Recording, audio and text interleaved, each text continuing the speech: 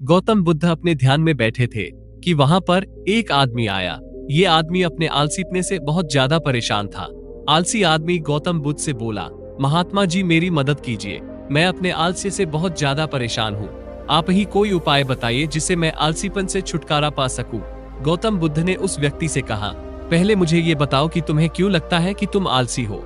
आलसी आदमी बोला, सिर्फ मुझे नहीं, मेरे परिवार वालों को और मेरे आसपास के सभी लोगों को ऐसा लगता है कि मैं आलसी हूँ। गौतम बुद्ध ने फिर उससे पूछा, क्या तुम जानते हो आलस्य होता क्या है? आलसी व्यक्ति बोला, नहीं मैं नहीं जानता, लेकिन मैं इतना जरूर जानता हूँ कि आलस्य बहुत बुरी चीज है।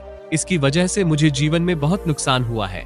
गौतम बुद्ध बोले, जिस परेशानी से तुम छुटकारा पाना चाहते हो, पहले उसके बारे में पूरी जानकारी ले लोगे तो उससे छुटकारा पाना आसान हो जाएगा।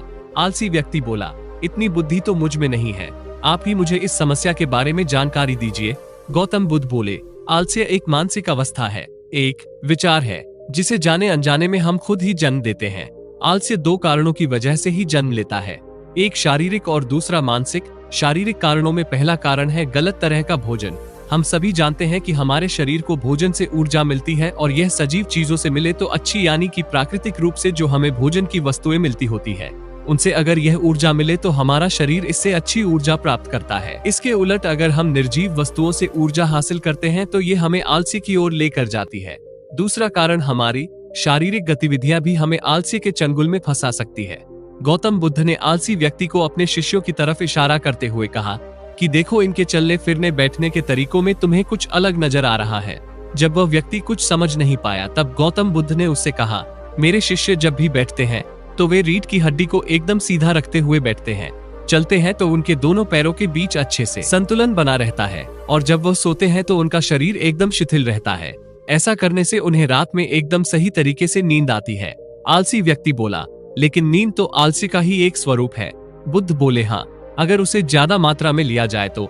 बुद्ध ने इस बात को आगे बढ़ाते हुए कहा, नींद कम मात्रा में लोगे तो तुम्हें अगले दिन थकान महसूस होगी, और ऐसा करने से ज्यादा आलस्य शरीर में आएगा। नींद ज्यादा लोगे तब भी यही परिणाम होगा।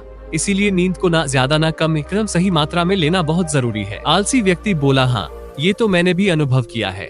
बुद्ध बोले, अब मानसिक कारणों के बारे में जान लो। मानसिक कारणों में सबसे पहले है हमारी पुरानी गलत धारणाएं।